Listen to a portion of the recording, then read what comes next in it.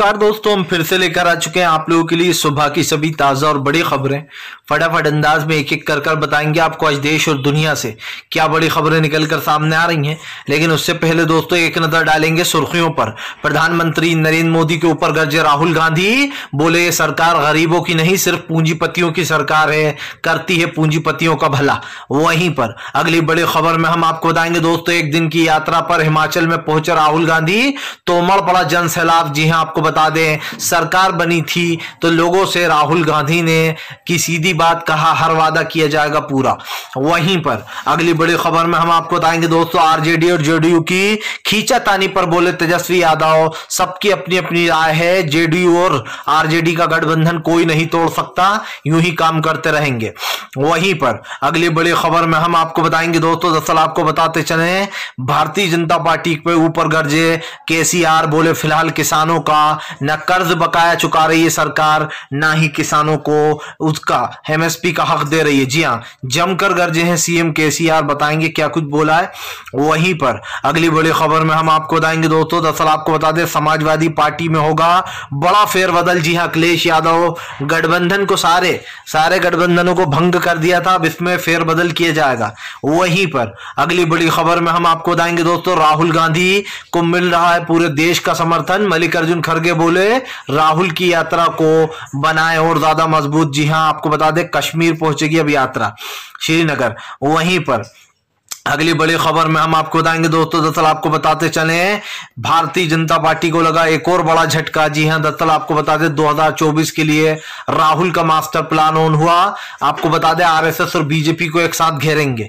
वहीं पर अगली बड़ी खबर में हम आपको बताएंगे दोस्तों, नीतीश कुमार ने लगाई, जी हां आपको बता दें मुकेश साहनी की पार्टी में सेंध, कई नेता हुए नीतीश की पार्टी जेडीयू में शामिल, इसके बारे में भी बताएंगे। तो सारी खबरें फटाफट अंदाज में देंगे, एक एक कर देंगे।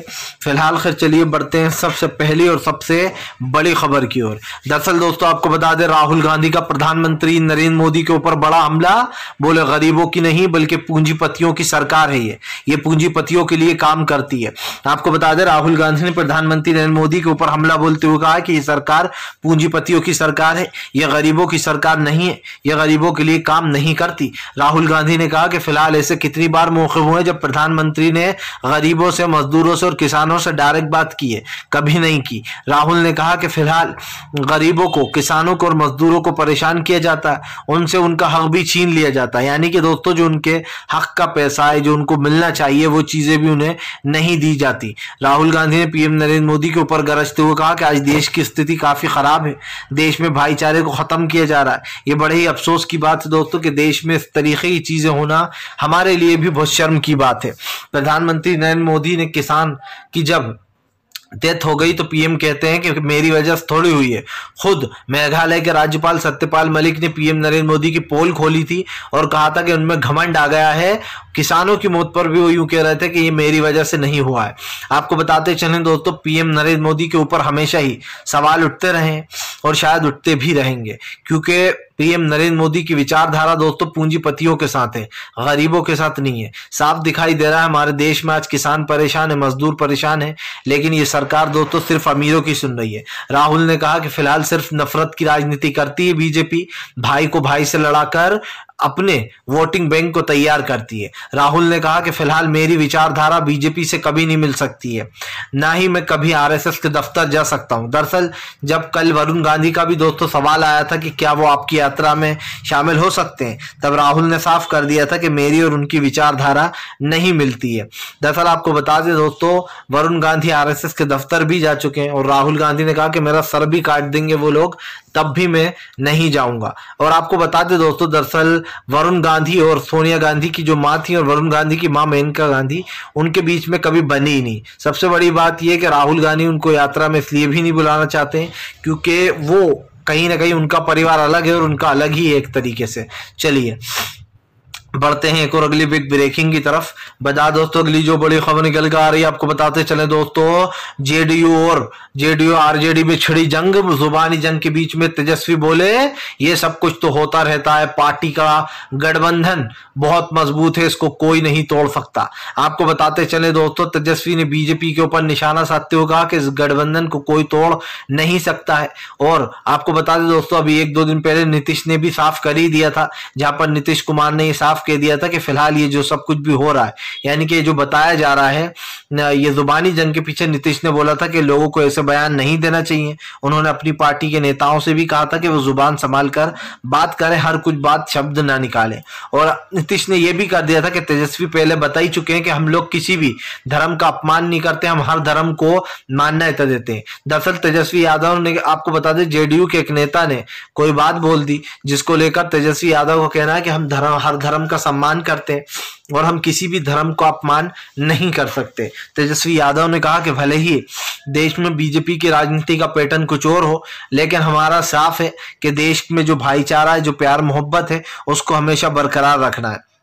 देखिए दोस्तों, सरकार कहीं की भी आए, थोड़ी बहुत ऊंच तान तो होती है, सब में होती है, लेकिन सबसे बड़ी बात यह है कि बीजेपी तो सिर्फ इसी पर ही चुनाव लड़ती है। अब आप देखिए 2024 का मुद्दा क्या बनाया बीजेपी ने, फिर से राम मंदिर। और ये मुद्दा दोस्तों आज से नहीं, कम से कम 1999 के बाद से ही चल रहा है। इस मुद्दे को बीजेपी तब से ही घसीट रही है और इस मुद्दे पर वो चुनाव लड़ती है, हर बार राम मंदिर पर। अब राम मंदिर बनने वाला, 31 तारीख को गेट खुल जाएगा, अब इस पर चुनाव लड़ा जा रहा है। इससे पहले ये कहते थे कि हम राम मंदिर लेकर रहेंगे, जब राम मंदिर बन गया तो इन्होंने उस पर चुनाव लड़ा कि अब हम राम मंदिर बनवा कर रहेंगे। जब राम मंदिर बन के तैयार हो रहा है तो कहना है देखो हमने राम मंदिर बनवा दिया, 31 तारीख को खुलेगा गेट।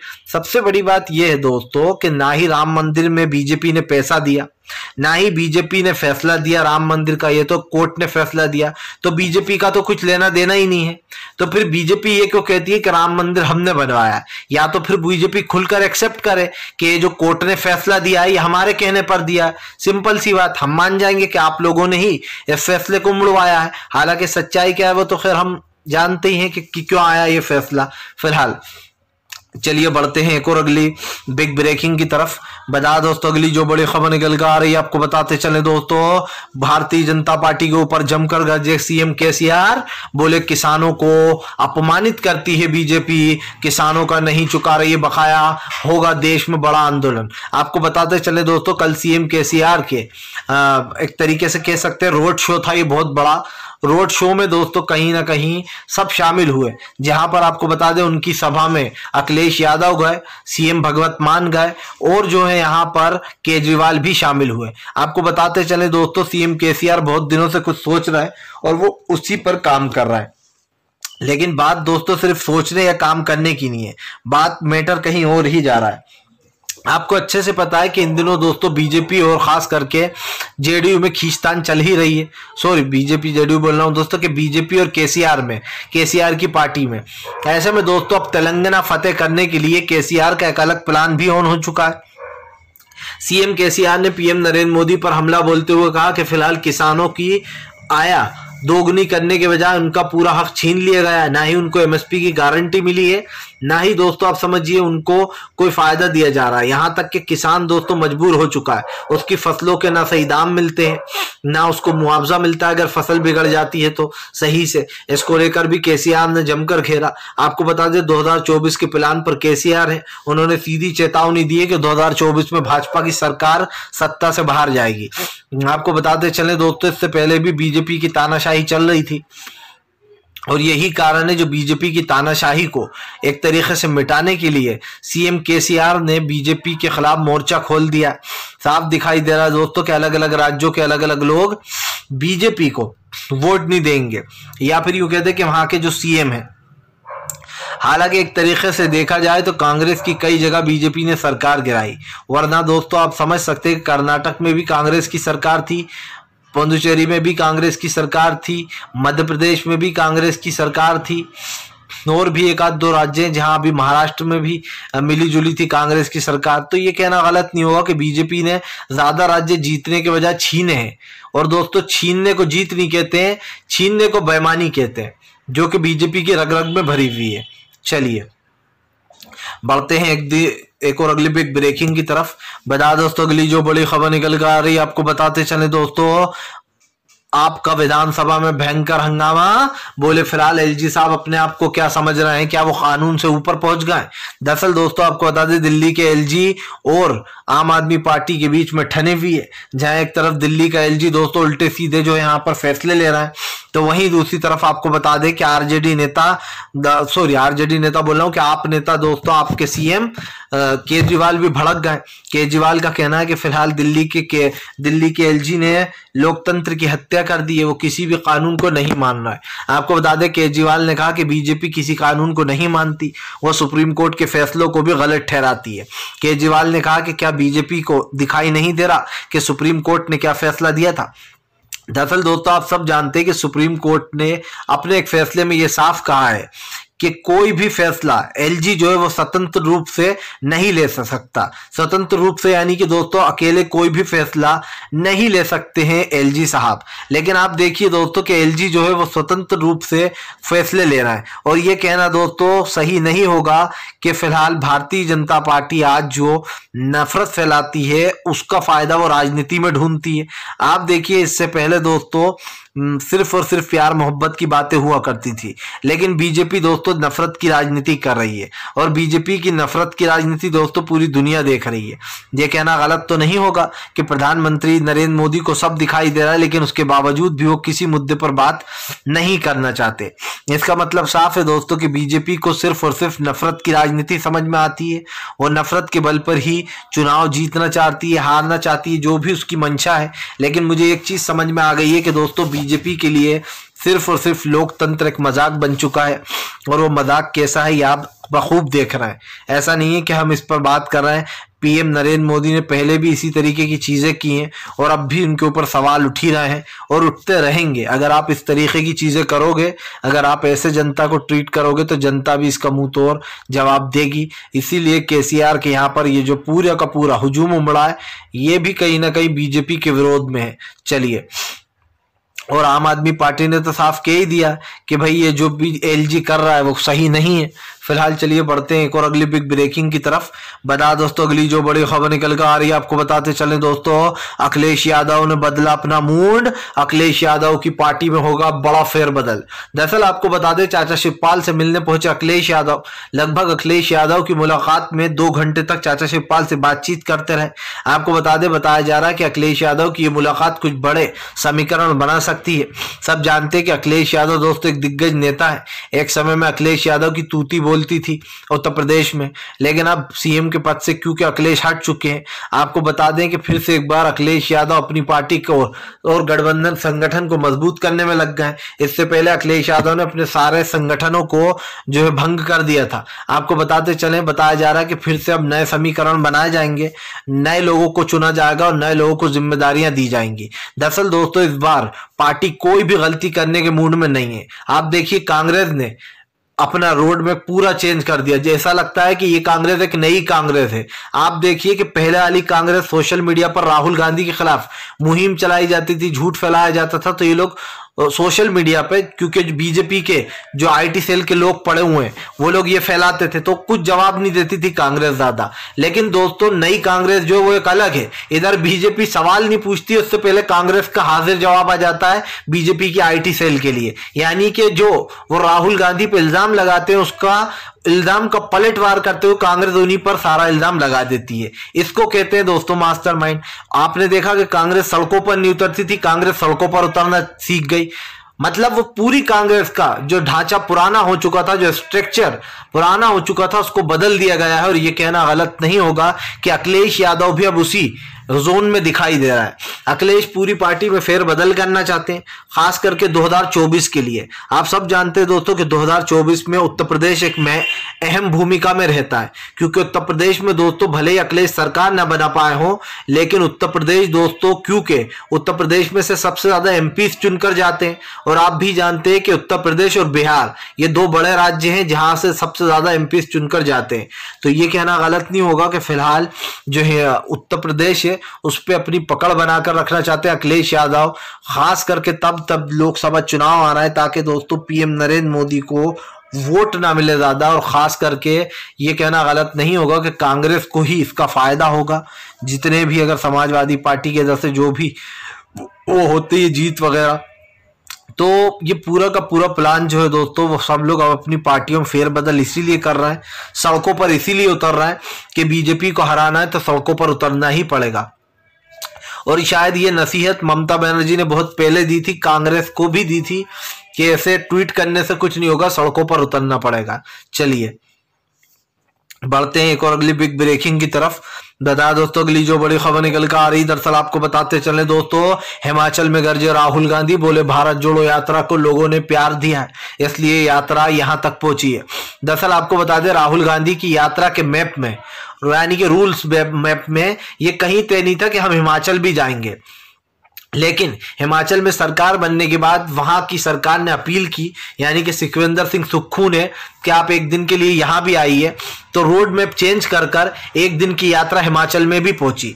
मैं आपको बताते चलें, हिमाचल प्रदेश ने खास करके कांग्रेस के प्रचंड जीत दी है और उनका साथ दिया है, और यही कारण है जो शायद सुखविंदर सिंह सुक्खू, पृथ्वीराज सिंह जी और भी कई तमाम बड़े नेता जो कि हिमाचल की शान है, खास करके जिन लोगों को लोगों ने चुना है, तो अब उनको दोस्तों जन समर्थन मिलता हुआ नजर आ रहा है। और आप भी जानते हैं कि फिलहाल हिमाचल में राहुल की यात्रा का पहुंचना भी एक शंकनाथ है कि हिमाचल से जीत की शुरुआत हुई है और ऊपर वाला करेगा दोस्तों, तो ये तो सिर्फ शुरुआत थी। अब बीजेपी को एक के बाद एक बड़े झटके कांग्रेस देगी। मैंने आपसे कहा था कि कांग्रेस 2 राज्यों में से एक राज्य जरूर जीतेगी, क्योंकि दोस्तों कांग्रेस की जो बैठकें हुई, जो मंथन हुए, जो फैसले लिए गए बड़े बड़े, आपको याद होगा CWC की जब बैठकें हुई थी तो सोनिया गांधी ने 2 टूक कहा था कि हम प्रशांत किशोर को जिम्मेदारी नहीं देते हैं, आपके कहने से चलिए हम उनको पार्टी में एक अहम पद नहीं देते हैं, लेकिन आपको राज्य जीतकर बताने होंगे। उस वक्त बड़ी रणनीतियां बनी, लोग फेरबदल भी हुए और उसका असर दिखाई दिया, लेकिन सबसे बड़ा असर तब हुआ जब राहुल गांधी सड़कों पर आ गए। जिस इंसान की आपने छवि खराब कर दी हो, जिसको आपने पप्पू साबित करने में कोई कमी ना छोड़ी हो, वो इंसान अचानक अपनी छवि बदल ले 1.5 महीने में, ये भी अपने आप में एक मैजिक ही है दोस्तों कि पीएम नरेंद्र मोदी जितने फोटो और वीडियो बनवा चुके हैं उससे कई ज्यादा अब राहुल गांधी के फैंस हो चुके होंगे अब तक, क्योंकि जिस तरीके से वो सड़कों पर चल रहा है, प्यार मोहब्बत फैला रहा है, इससे ये कहना गलत नहीं होगा कि लोगों में आज भी भाईचारे की सद्भावना दिखाई देती है। चलिए बढ़ते हैं एक और अगली बिग ब्रेकिंग की तरफ। बता दोस्तों अगली जो बड़ी खबर निकल कर आ रही है, आपको बताते चले दोस्तों, तेजस्वी यादव के ऊपर, तेजस्वी यादव का साथ देते हुए नीतीश कुमार बोले पार्टी ऐसे ही चलती रहेगी, कोई भी कुछ भी बोले हमें उससे परवाह नहीं है, सबका अपना अपना दिमाग है। दरअसल आपको बता दें, जेडीयू नेता सीएम नीतीश कुमार ने अब सीधा साफ बोल दिया कि फिलहाल तेजस्वी और नीतीश मिलके साथ में काम करते रहेंगे, पार्टी यूं ही मजबूत होती रहेगी और हम साथ में काम करेंगे। आपको बता दें दोस्तों, बीजेपी किसी की सगी नहीं है और ये बात शायद आरजेडी भी जानती है। वो जिन जिन लोगों को अपने साथ गठबंधन में लेती है दोस्तों, उन्हीं की पार्टी को अंदर अंदर खाने का काम करती है। आप देख लीजिए, अब तक जितने भी गठबंधन बीजेपी के साथ शामिल हुए उन सबको बड़ा झटका लगा है। मुकेश साहनी, जब तेजस्वी ने ऑफर दिया तो वो बहुत उड़ रहे थे, लेकिन दोस्तों जब बीजेपी में वो शामिल हुए उसके कुछ दिन बाद ही बीजेपी ने उनके विधायकों को खरीद लिया और उन्हें ही पार्टी से बाहर का रास्ता दिखा दिया। इससे पहले भी दोस्तों बीजेपी के साथ इतने गठबंधनों के नाम जुड़े हुए हैं जिनको बीजेपी ने एक एक कर कमजोर कर दिया। आप देखिए, शिवसेना के साथ थी बीजेपी इससे पहले, लेकिन वो धीरे धीरे कर उद्धव ठाकरे की जो सरकार थी उसको कमजोर कर रही थी, उनके विधायकों को खरीद रही थी, कभी सीएम पद का उम्मीदवार किसी और को बना रही थी। तो यही कारण था जो वो अलग हो गए थे उद्धव ठाकरे। और अब बीजेपी दोस्तों नीतीश को कंगाल कर रही थी, नीतीश के विधायकों को खरीद फरोश कर रही थी और ये बात नीतीश को पता चल गई, जिसके बाद बीजेपी को बड़ा झटका भी लगा। बीजेपी ने क्या किया, अभी मणिपुर में बीजेपी ने यही किया। नीतीश के 5 विधायकों में से जब इनको लगा कि मणिपुर में भी अगर नीतीश ने हाथ खींच लिया तो हमारी सरकार तो गिर जाएगी, उसी वक्त इन्होंने मणिपुर में नीतीश के 4 विधायकों को खरीद लिया, जिसके बाद ये साबित हो गया कि बीजेपी सिर्फ खरीद फरोश पर जिंदा है। उसकी राजनीति यही है दोस्तों, खरीदो बेचो और बस राजनीति चलाते रहो। फिलहाल हम तो आपसे यही कहेंगे, हमारा वीडियो अच्छा लगे तो कृपया लाइक करें, चैनल पर पहली बार आए सब्सक्राइब जरूर करें, ताकि आपको इस तरीके की जो वीडियोस है दोस्तों मिलती रहे और हम आपसे जुड़े।